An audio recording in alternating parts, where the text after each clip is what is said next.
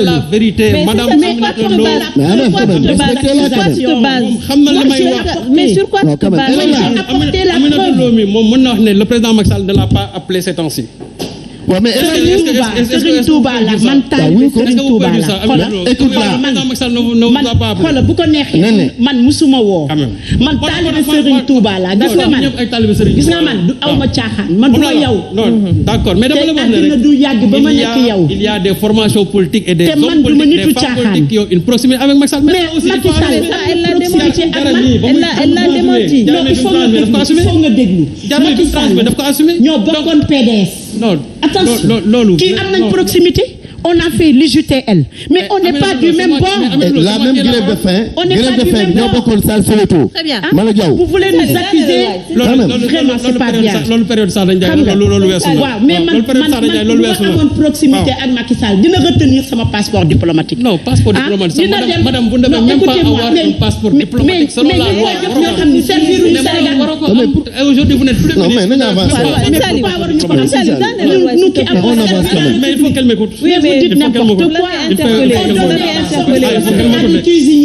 Il faut damay dem de l'autre côté de. damay dem de l'autre côté non. Alors xam nga ñëw ci Diané après ma ñëw ci de la donner à quelqu'un. Non mais non, vous êtes en train d'accuser les gens à tort.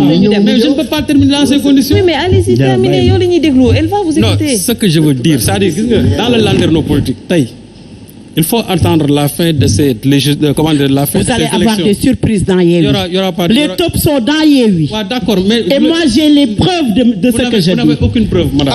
Attendez, vous allez voir. Il y a des gens dans Yewwi. Comme qui par exemple des députés comme pour monnayer ko pour mën a nekk candidat en 2024. Comme qui, madame le ministre? Ah mais junj doy la borom xel. Vous faites allusion à qui? Vous faites allusion à qui? Ils ne sont pas candidats. Ils cherchent le maximum de députés. En tout cas, pour monnayer ko ci président Macky Sall pour mën a nekk candidat en 2024. Vous faites allusion à qui? Vous allez avoir des surprises. Il y aura aucune surprise là-bas. Les tops sont dans Yewwi. Je connais beaucoup de gens, d'hommes et de femmes qui sont plus proches de Macky Sall que nous. Une personne. ñan dire que vous êtes membre moo tax nag ma jël sama distance. Vous êtes membre de Yewwi. looloo tax ma jël sama distance parce que je les ai découverts. Il faut assumer votre proximité avec le président. Ma ne c'est pas vrai. Comme vous l'avez fait en 2018. Vous ne dites pas la vérité. C'est pas vrai.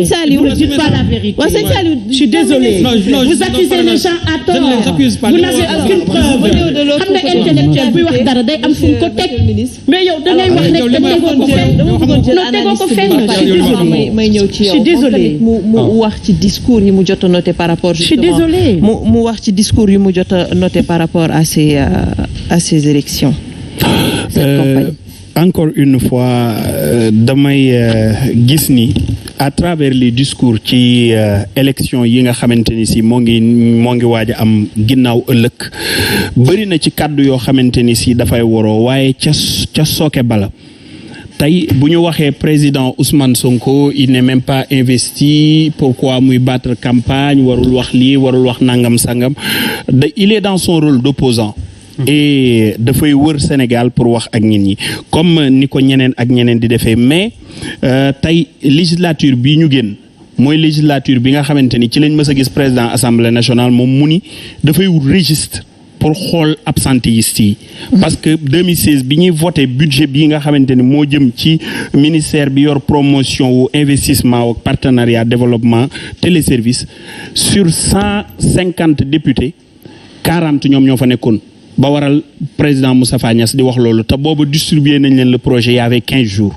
kon seen wàllu absentéisme dafa yàgg ci ñoom parce que li ñuy jàpp mooy je suis le député de telle personne mais beneen wàll bi ci ñëw ci discours yi nga xam ne nemmeeku nañ ko mu ngi commencé ci wàllu investiture yi Aminata Lo li muy wax tey booy xool noo koy dajalee da ngay gisaat le problème de Saliou Sarr et de Déthié Fall biir direction générale des élections dafay judduwaat qu'est-ce qui s'est passé là-bas ba waral tax Serigne Saliou Sarr daat ni Déthié yow dem nga ba ni waa DG nañ remplir après di nga signer ñun leen yéen ay politiciens ngeen defal leen ko seen bopp Saliou Sarr dem ba convoquer les caméras de surveillance nañu ko indi qu'est-ce qui s'est passé là-bas en réalité donc révèle à ce que le président Ousmane Sonko li nga xamante ni si daf ko doon wax ci laataa loolu naan bu ñuy wor waa Pastef ñoom ñooy wor nemmeeku nañu ñi nga xamante ni si gis nañu ñu ba defoon leen maire tête de liste ñu dem ba ci biir daal di remplacer seen tur Pastef lañ bokk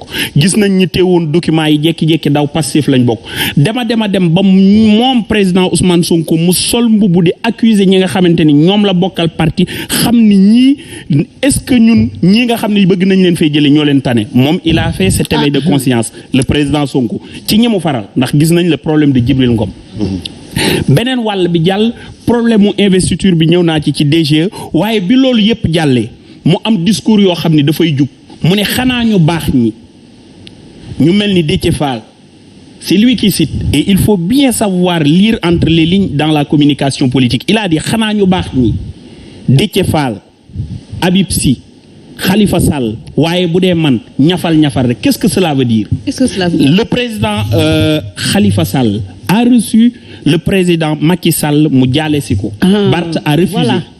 Non il faut aller dans le sens des choses mu ni duma ko Barthélemy mu ni duma fa dem parce que période boobu contexte bi ragaloon na bu demee ñu ne kon de mu ngi jëflanteeg Macky Sall il a dit ouvertement étant candidat à l'élection locale que duma gisante ak président Macky Sall après être maire il a accepté les propositions de Doudou Wade étant candidat de dire que su ma doonee maire mon premier partenaire serait le président de la République en tant qu'institution en tant qu'institution bien sûr je dis en tant qu'institution lui démembrement de l'État kon nga xamante ni si mu ngi découlé di jëm foofu donte baayam Jean-Paul Diaz il est avec le président Macky Sall léegi Aminata Lo bi waxam dama koy jox crédit parce que ci ñoom la bokkoon donte moom bi mu génnee dani nañu def vote sanction yeewi askan bi ak wàllu seen coalition boo nee nañ def vote sanction mooy da nga naan Benno Bokk Yaakaar ngeen di woteel même soo ko waxul xaayaan ku dégg séeréer non j'ai pas non pas forcément attends gis nga mbir yi non attends j'y vais xam nga bu ñu nekkee ñu ni je n'ai jamais dit ça non attends Bougane à Touba il a été clair il a dit voter pour la coalition yeewi wàllu loolu ñëpp dégg nañ ko il ne faut pas ñu nuancer ci biir wax ji tout à fait. Est-ce que Bougane aussi il a donné un conseil pour boo ñëwee nga wax ne da nga bëgg a votelu pour vote sanction te ñaar ñii ñooy mbër yi jàmmarloo di xeex donte ñeneen ñi ay combat préliminaire la nga ne nañ def vote sanction orienté nga masse bi même boo ko waxul. mais vote sanction mën na rester au sein mën na nekk au profit de notre parti. C'est pas seulement benn mbir dafay leer xam nga Aminata bii ñi ko xam ñëpp xam nañ ni moom li muy wax am na luñ ci découvrir ci moom que c'est une dame de position bu jëlee position daf koy assumer na wax ni nanu voter tel coalition ou tel parti de l'opposition mu wone ni dama jàppale ñi parce que y a pas de Yewwi 1 ni de Yewwi 2 y a qu'un seul Yewwi Askan bi li muy wax dafay rejoindre les propos de Bougane Gueye Dany ba ñuy installer Yewwi Askan bi ce qu'il avait dit et je lui donne raison kon donc il faut avoir la grandeur de dire que Bougane Gueye Dany la mu waxoon ca njëlbéen yépp dëgg la je lui donne raison démarche bi ñu jël dañu waroo ak loolu noonu c'est la vérité beneen bi ci dellu si mooy yéen ñii waa ñoom Amadou Yara ak président Ousmane Sonko dafa am ndam ci waa Yewwi Askan bi président Ousmane Sonko est l'absent le plus présent vous parlez de lui vous faites sa promotion ñi far Benno Bokk Yaakaar ils font sa promotion ñi nekk ci opposition bi ils font sa promotion il a été intelligent ba sànni leen benn yax ñoom ñëpp ñu tëbandoo ni président Ousmane Sonko donte il n'est pas investi la réflexion voudrait dire que je ne réponds pas à celui qui est dans la compétition où je suis. D'accord. beneen bi nga xamante ni si moom moo ci nekk nag muy lii nga xamante ni si ca lañ war a jëm njëkkante nga di ko wax monsieur le maire dafa am fu ma dul d'accord ak yow ci Bomar Talla bi mu waxee ñi ñu war a investir biir Pikine nga ni ko du ñu yóbbu ay bleu assemblée. bi ngay dem assemblée yow bleu nga. toute chose a une première. nit dafay am fu muy jaar.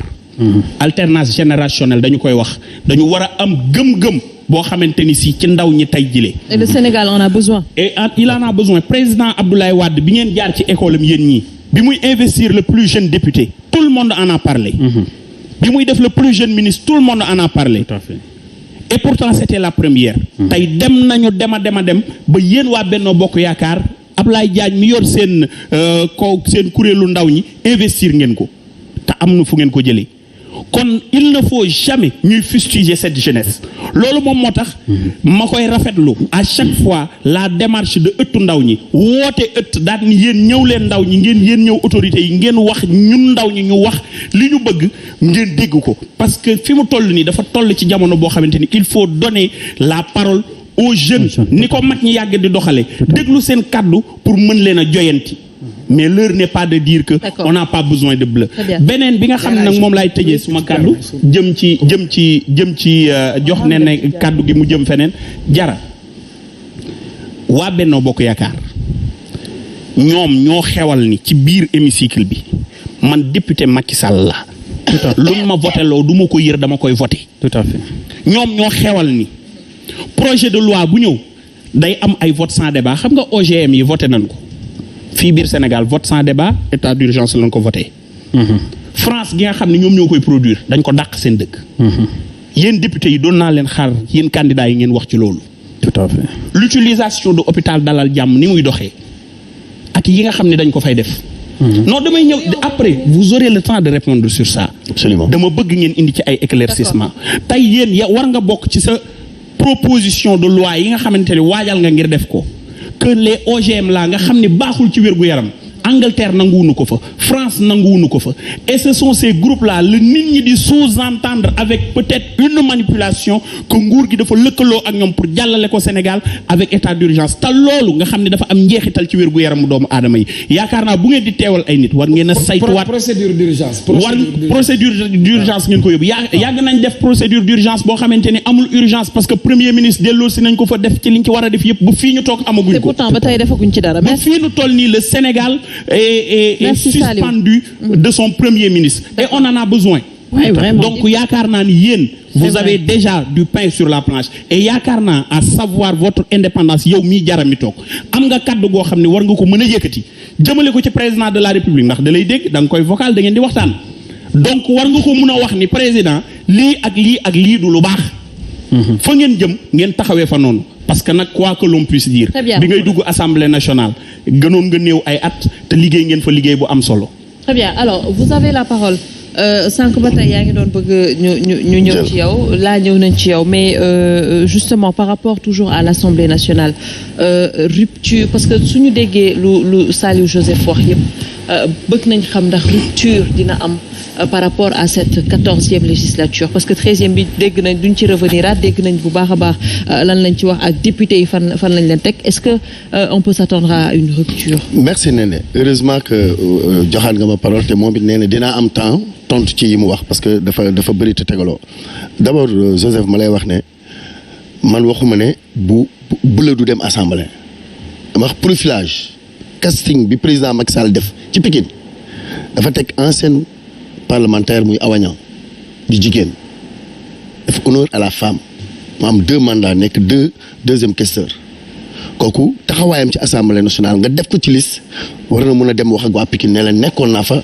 am na lu ma fa doon def delloo leen ma foofu ma renforcer li ma doon def Daour Niang Ndiaye nekk député maire de Pikine xam Pikine servir Pikine ànd ak coalition Bougane am 27000 voix kooku tekki na Pikine 27000 voix te bokkul ci mouvement Bougane dafa abboon récépissé Bougane jël tànkam di dox ci ay nitu boppam ne leen commune sangam toogal leen ma fa rare sur les 12 communes ngay gis kenn ki nga xamante ne exclusivement Bougane la gëm bu nekk ci liste locale yi ñeneen ñi Daour ni mu amee ancrage ci Pikine moo ko dem doxi Pape Sagna Mbaye aujourd'hui c'est le président de la commission affaires étrangères deuxième mandat am ancien député maire de Pikine soo dëkkee Pikine di investir Pikine ñooñu am nañ gëdd am nañ dayu Pikine am nañ amour ci Pikine am nañ une jeune Rama ñu koy wax Rama Maki ancré ci biir partem gëm leaderam ba jël turam ba santam kenn xameetu ko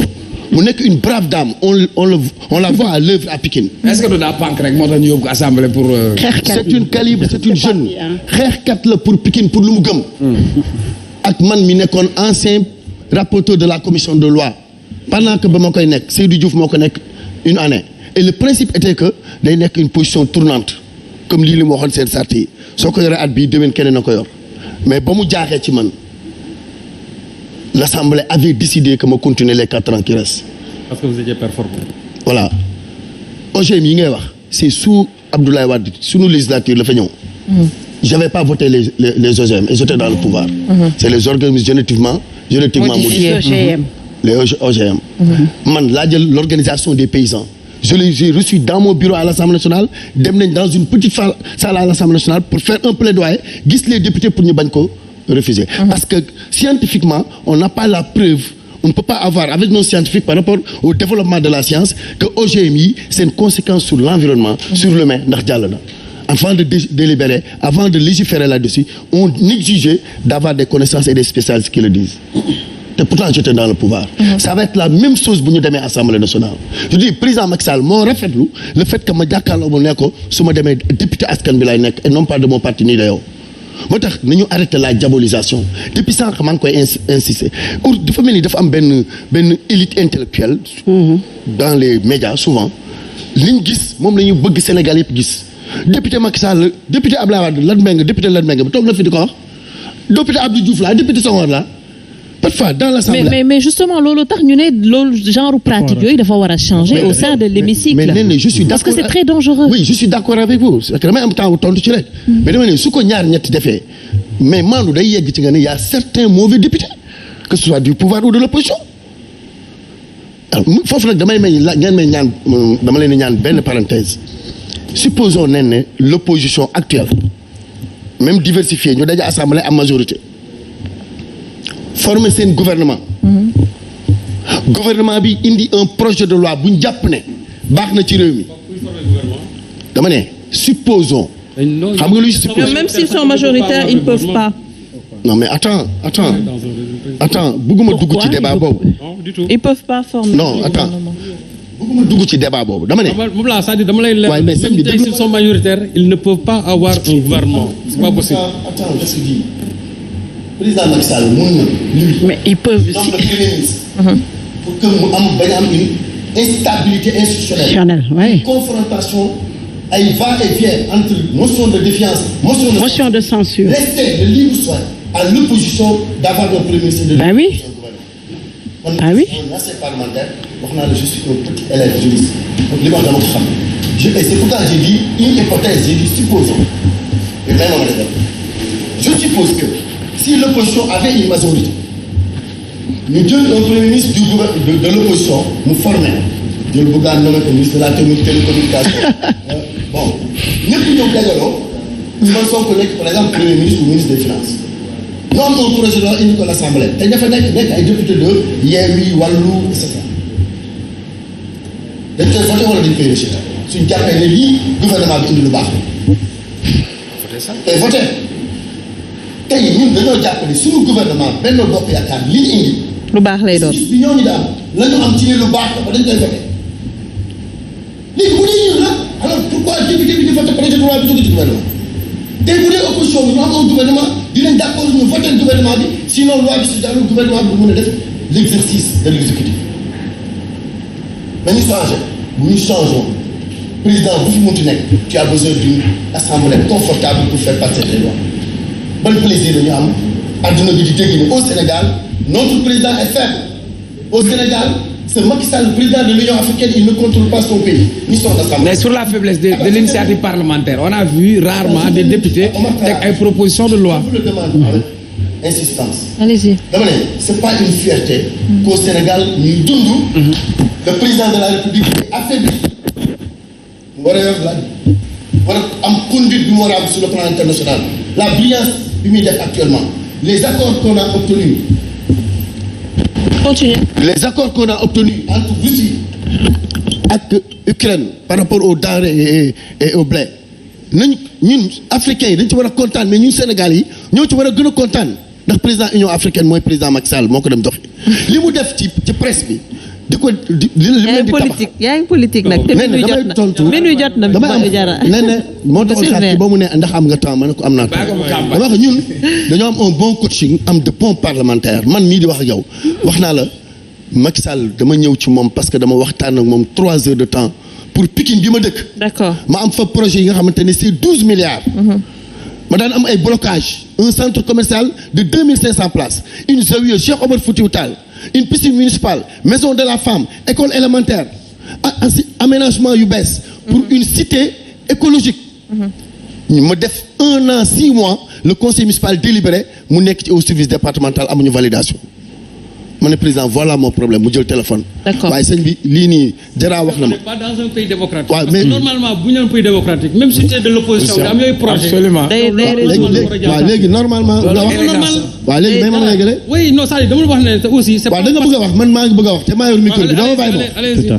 alors nee man ma nekk maire ban plaisir laay am ci am yéene sama defar sama commune di constater des incapacités et de l'impuissance pour faire lu jëm sama askan te weer bu dee ñu jox ma salaire u maire jox ma bureau maire jox ma carburant jox ma auto maire waaye sama askan weer bu dee ma encaissé waaye gisuñu li ma yëkkati ci seen askan tey président Macky Sall du nit la amul ay béjjén du extraterrestre te day politique le fait que muy politique est-ce que la constitution tere na ko non on peut être président de la République aussi au Sénégal ba pare nekk président de la République yeneen pays defuñu ko mais ñun suñu constitution bi ñu war a respecté naan nañu respecté li ci constitution bi wax suñu président suñu constitution permettre na ko. comme permettre na ko am nañ un politicien. bu yor une coalition bu ko jiite di sous-tendre son socle de soutenance de sa politique au niveau des institutions ak au niveau des organismes ba ci base bi ba ci population bi tey su amee gan askan bi war a génn teertul ko. doon na gën a ñaaw mu am gan ñu ne président bi il est impopulaire. ce président là. su la tàllalee loxo. fekk yow nga bëgg a fecc mu tëggal la. da ngay fecc boo bëggee sa commune. da ngay dem par rapport à Abou Sarr bëgg la ngay def sa commune mu baax da ngay bëgg nekk maire. mais c'est dangereux quand même. ñu war a am dans la tête que il faut que ñu rejoindre président de la République pour mën a travailler correctement si sa commune. il faut me faire dire ce que je dis dama ne man dama nekkoon opposition ce que cette élite veut. que ma reste man dans l'opposition am un mandat de 5 ans te defuma dara sama gox ma am une opportunité avec le président bi bëgg a def ma boole kook service yi nga xamante ne dañ may tardeel su ko mënee dakkal ma ànd ak moom moo doon la condition bi ma liggéey. mais est-ce que boo nekkee maire opposition initiative boo jël pouvoir boo jël ñu rëq sa ndig. mais je vous ai dit juste rebondir sur ça. je vous ai dit est-ce que loolu. je vous ai dit c'est de l'élégance républicaine. voilà je vous ai dit. Si la constitution du Sénégal avait dit quand vous êtes président de la République demal fële ci kaw bul politique tu es Macron jiite nga mooy bul politique mais Macron ba mu soxlaa majorité au dernier législatif da wàcc ci terrain bi même bu politiqueul mais dañoo ne fii au Sénégal c'est permis léegi président Macky Sall day permettre toog fii ba ñu wut ay kàngam ci politique. d'accord da koy jëli ci opposition bi gis na ne Amadou Diarra mii commune am bëgg nañ ko indil na ma ay projets yu mu bëgg liggéey te man soxla naa ko. tëjal buntu bi ak wéttali ma du ñu boole. c'est clair ma ànd ak moom. donc pour ñu defar je voulais rebondir sur ça. Néné Aïcha oui non maa ngi ñëwaat. il faut que lu da ngeen waxoon temps dina am temps. non mais Néné je voulais juste rebondir sur non ma daaneel fii. d'accord c'est-à-dire bugguma dans ce débat. Néné laa la ñaan. bugguma dans ce débat là. ñu ne ñuy wax ci ñun Sénégalais duñu dëgg nous sommes très petits devant les Sénégalais. d'accord nañu wax du Sénégal. c'est que président Macky Sall même bu ma ko bañoon man président Macky Sall ci Sénégal li muy def fii ku naa fekkul di nga nangu ne moo ngi def ay prouesses ma jox la benn exemple keroog opposition bi ba ñuy mars le 17 ba mu tasee ñi doon mars ñëpp dañoo rang dem jëli terre bi biir Pikine banlieue bi ñu jël BRT ba nga fay dugg. mais il est là pour ça également. mais s'il le fait bien. c'est normal c'est normal que s'il le fait bien des gens qui s'opposaient à lui. finalement loolu li muy def bien convaincre leen ñu mën a ànd ak moom pour continuer à faire ce alors une dernière question avant may ñëw ci une toute dernière question dañoo ne enjeu élection législative également pour ñi nekk ci pouvoir enfin président de la République